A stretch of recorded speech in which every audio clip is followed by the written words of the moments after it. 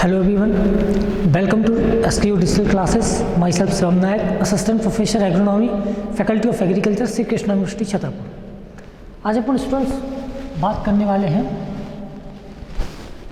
Irrigation के topic पे।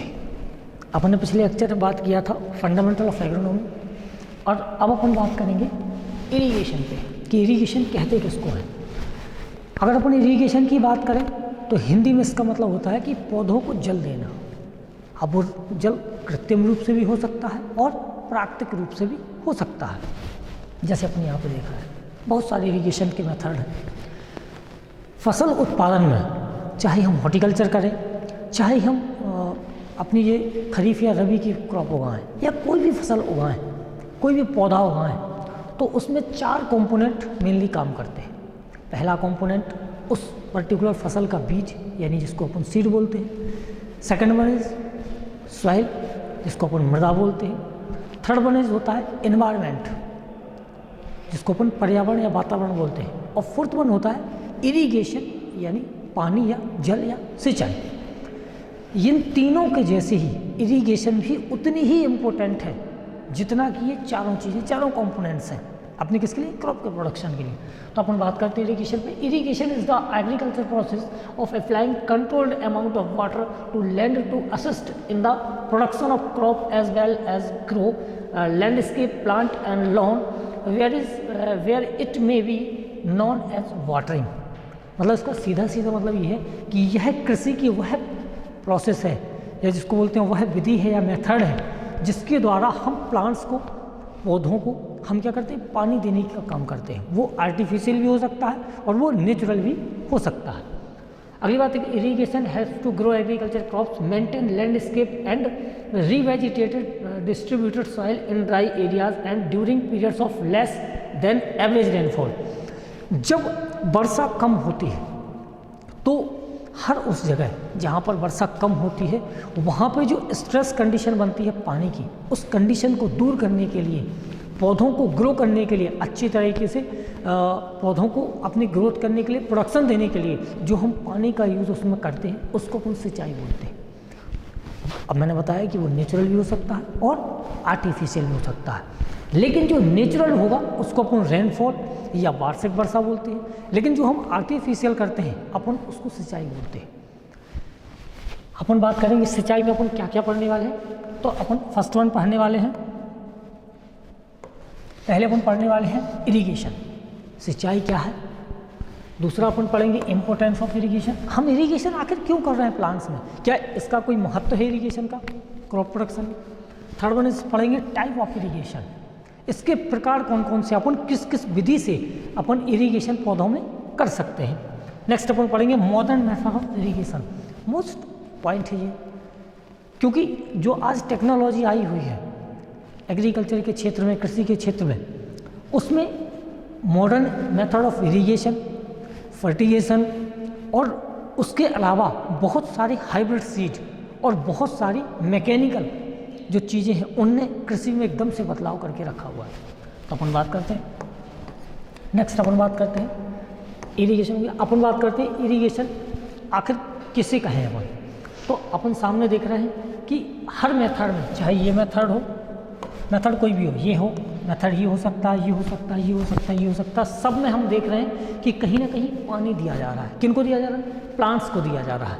इसी को अपने इरिगेशन बोलते हैं। कहीं किसी फील्ड में, किसी खेत में, किसी जगह जो खाली पड़ा हुआ है, हम उसमें जो प्लांटिंग कर रहे हैं उस प्लांट में पानी देना है, इरिगेशन। नेक्स्ट अपन बात करते हैं इम्पोर्टेंस ऑफ इरिगेशन, इसका महत्व क्या है। तो महत्व, higher productivity on irrigated land. ये हमने देखा हुआ है कि जिस एरिया में खेती होती है वहाँ पर 2 प्रकार के एरिया पाए जाते हैं, एक इरिगेटेड और एक अनइरिगेटेड। मतलब जहाँ पर सिंचाई की व्यवस्था होती है और जहाँ पर सिंचाई की व्यवस्था नहीं होती। जहाँ पर सिंचाई की व्यवस्था होती है वहाँ पर क्रॉप का जो प्रोडक्शन है, फसल का जो उत्पादन है, वो अनइरिगेटेड, असिंचित क्षेत्र से ज़्यादा होता है। पहला है तो इसका ये महत्व है, इसमें हायर प्रोडक्टिविटी होती है। दूसरा होता है मल्टीपल क्रॉपिंग पॉसिबल। हम क्या करते हैं कि जब हम खेती करते हैं तो बहुत सारी फसलें उसमें लेते हैं। पहले खरीफ की, फिर रबी की, फिर जायद की, फिर इस तरीके से फसल लेते हैं। हॉर्टिकल्चर का भी अपन उसमें काम करते हैं, बहुत सारा एनिमल हस्बेंड्री का भी काम करते हैं। तो इरिगेशन में जो अपन मल्टीपल क्रॉपिंग करते हैं वो केवल इरिगेटेड लैंड में ही पॉसिबल है। अब आप सोचें कि मैं रेनफॉल के भरोसे 4 फसल ले लूँ एक साल में, तो ऐसा पॉसिबल नहीं है। इसमें थोड़ा सा प्रॉब्लम आ सकती है, आपका प्रोडक्शन लेवल जो है क्रॉप को लो हो सकता है। नेक्स्ट है role in new agriculture strategies. हम जो एग्रीकल्चर की नई नई चीज़ें, जो नए नए प्लान्स बना रहे हैं कि हम एग्रीकल्चर से इस तरह से ये करने वाले हैं, वो करने वाले हैं, चाहे हम कोई पॉन्ड बनाएं, चाहे हम कोई एनिमल हस्बेंड्री करें, कुक्कुट पालन करें, कुछ भी करें, उसमें भी सहायता देती है क्या, इरिगेशन, या हमारे पास जो पानी की व्यवस्था होती है वो।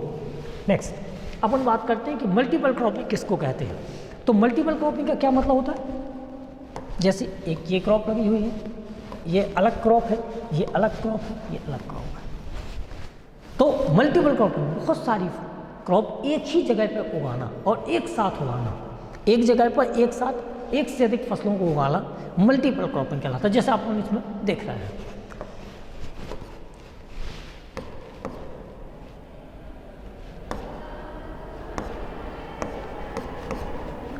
नेक्स्ट अपन बात करते हैं टाइप ऑफ इरिगेशन। आखिर इरिगेशन कितने टाइप का हो सकता है। तो पहला इरिगेशन होता है सरफेस इरिगेशन, दूसरा होता है सब सरफेस, तीसरा होता है ड्रिप इरिगेशन, चौथा होता है एरियल इरिगेशन।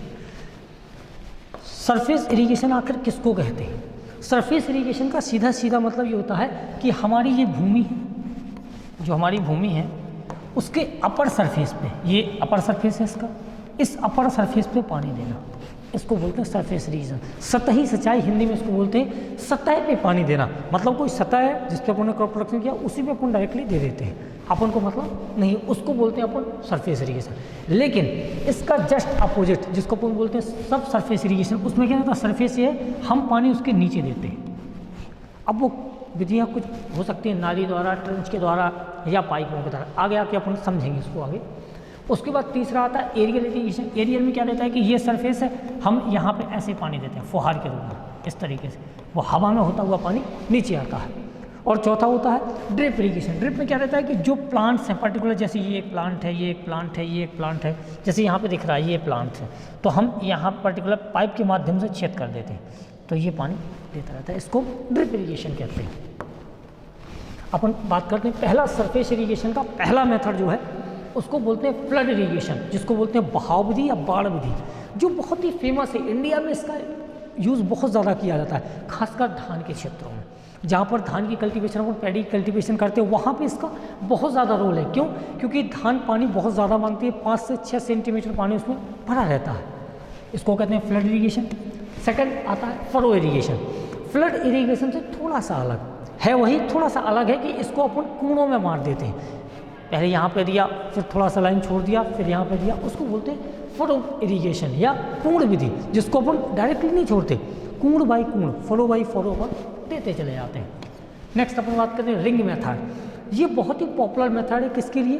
हॉर्टिकल्चर क्रॉप्स के लिए, जहाँ पे अपन आम, अमरूद, केला वगैरह जो हॉर्टिकल्चर क्रॉप्स हैं उसमें अपन इसका यूज़ करते हैं। इसमें फ़ायदा क्या है कि ये जो यहाँ पे पानी दे रहे हैं हम, जो यहाँ पे हम पानी दे रहे हैं वो तो प्लांट यूज़ कर रहा है, यहाँ पे जो हम पानी दे रहे हैं वो प्लांट यूज़ कर रहा है, लेकिन यहाँ पे जो लैंड वेस्ट पड़ी हुई है, जहाँ पे हम कोई भी खेती नहीं कर रहे हैं, यहाँ पे हमें पानी देने की ज़रूरत नहीं है। तो इससे वाटर सेविंग भी होती है, प्लस यहाँ पर कोई भी खरपतवार यहाँ पर नहीं हो सकता है।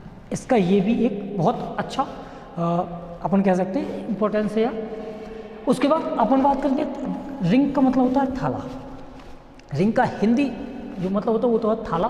तो हम क्या करते हैं कि किसी भी मेथड में हमने किसी प्लांट में पानी दिया और हम डायरेक्टली उसमें पानी देंगे तो वो बह के निकल जाएगा, तो उससे हमारा पानी वेस्ट होगा। लेकिन इस थाला के माध्यम से जो ज़मीन ऊंची रहती है उस वजह से ये पानी इसी के अंदर रहता है, बाहर नहीं निकलता, और जब बाहर नहीं निकलता तो ये भी इसका एक बहुत अच्छा अपन कह सकते हैं कि यूज़फुल है अपने लिए।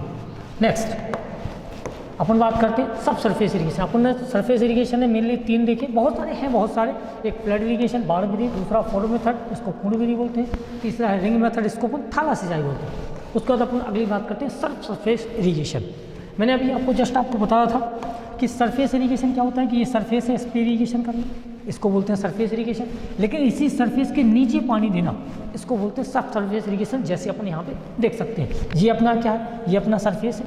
अगर अपन यहाँ पे पानी देंगे इस सरफेस पे, तो वो कहलाएगा क्या, सरफेस इरिगेशन। बट इस सरफेस के नीचे अपन लगभग रूट जोन में जब पानी देते हैं, ये पाइप्स हैं, पाइप के माध्यम से ये पानी निकल रहा है, ये देखिए ड्रिप जैसा है, ड्रिप ऊपर होता है और ये नीचे होता है। इसकी और सारी विधियां हैं। अपन जैसे कोई अपना पर्टिकुलर ये फील्ड है, इस फील्ड में अपन नाली के माध्यम से भी इसको बना सकते हैं। गहरी नाली खोद देते हैं, उसमें पानी देते हैं, तो वो यहाँ वहाँ पानी चला जाता है, उसको भी अपन सब सरफेस इरिगेशन कहते हैं। ये इंडिया में बहुत ज़्यादा पॉपुलर नहीं है, ये ज़्यादातर पॉपुलर है ड्रेनेज के लिए, ज़्यादातर ड्रेनेज के लिए पॉपुलर है। नेक्स्ट अपन बात करते हैं drip irrigation, most important.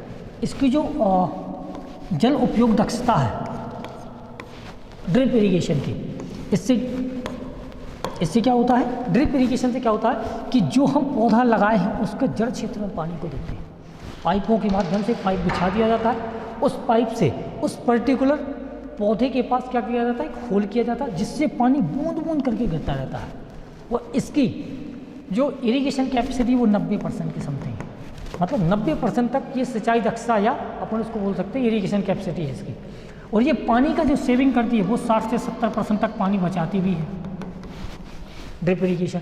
Drip irrigation से फ़ायदे क्या हैं, ड्रिप इरिगेशन से हम जड़ क्षेत्र में जो पानी देते हैं तो आसपास जो ज़मीन है उस पर खरपतवार नहीं उग सकता, और जो पानी है इसका भी मिसयूज़ नहीं होता, इसका प्रॉपर यूज़ प्लांट करता रहता है। क्योंकि प्लांट को लास्ट मतलब है पानी मिलने से, अब वो फ्लड विधि से मिले, सरफेस इरिगेशन से मिले, सब सरफेस से मिले, उससे कोई मतलब नहीं है। क्योंकि जितना पानी हम प्लांट्स को देते हैं उसका 99% वो वेस्ट चला जाता है, 90 to 99% वो वेस्ट जाता है, उसका 1 से 10% ही वो यूज़ करता है। तो उस वेस्टेज को बचाने के लिए बहुत अच्छी विधि मेडागास्कर से विकसित की गई एक इंजीनियर के द्वारा। उसके बाद अपन बात करते हैं ड्रिप इरिगेशन पर, लास्ट बात करते हैं एरियल इरिगेशन, जिसको बोलते हैं फुहार विधि, या जिसको अपन हवा में पानी देते हैं। जैसे अपन स्प्रिंकलर देख रहे हैं, ये स्प्रिंकलर क्या करते हैं, हवा में पानी को ऐसे निकालते हैं, ऐसे, और ये पानी फिर जाके अपनी फसल पे गिरता है। ये एरियल इरिगेशन है। इसमें एक मेथड इसको बोलते हैं स्प्रिंकलर, इसको बोलते हैं स्प्रिंकलर या बौछारी सिंचाई। इसमें क्या रहता है कि इसमें पौधों को प्राकृतिक वर्षा जैसा अनुभव होता है, क्योंकि ये पानी ऊपर से बूंद बूंद कर बहुत छोटी बूंदों में गिरता है, इसलिए इसकी भी दक्षता लगभग 70 से 80% है। इसकी सिंचाई दक्षता 70 से 80% है। और ये भी वाटर सेविंग लगभग 25 से 50% तक वाटर सेविंग करता है, हमारा पानी की बचत करता है। ये भी एक मोस्ट इम्पोर्टेंट इरिगेशन है। नेक्स्ट अपन बात करते हैं, अब अपन ने जो पढ़ा अभी तक वो अपन पढ़ रहे थे कि कुछ लेटेस्ट भी थे जिसको अपन मॉडर्न बोल सकते हैं, कुछ बहुत पुराने मेथड से जब से खेती चली आ रही। उसके बाद अपन लास्टली बात करते हैं कि मॉडर्न मेथड ऑफ इरिगेशन कौन कौन से हैं, इनसे क्या फ़ायदे हैं। ये एक इरिगेशन है जो कि प्रिसीजन फार्मिंग या परिशुद्ध खेती में जिसका यूज़ होता है, इसका नाम होता है LEPA, लीपा, लो एनर्जी प्रिसीजन एग्रीकल्चर। इसमें इसका यूज़ होता है कि इसमें अपन लो एनर्जी में पूरा काम करते हैं, पानी अपना ऊपर पहुंच जाता है, पानी धीरे धीरे ऊपर से नीचे। ये इसका मेन इंपॉर्टेंस क्या है कि ये एक्यूरेसी देता है इरिगेशन में। जहाँ पानी की ज़रूरत पौधे को है केवल वहीं पानी जाएगा, हर जगह पानी नहीं जाएगा। ये मेनली अपना प्रिसीजन एग्रीकल्चर के अंतर्गत आता है।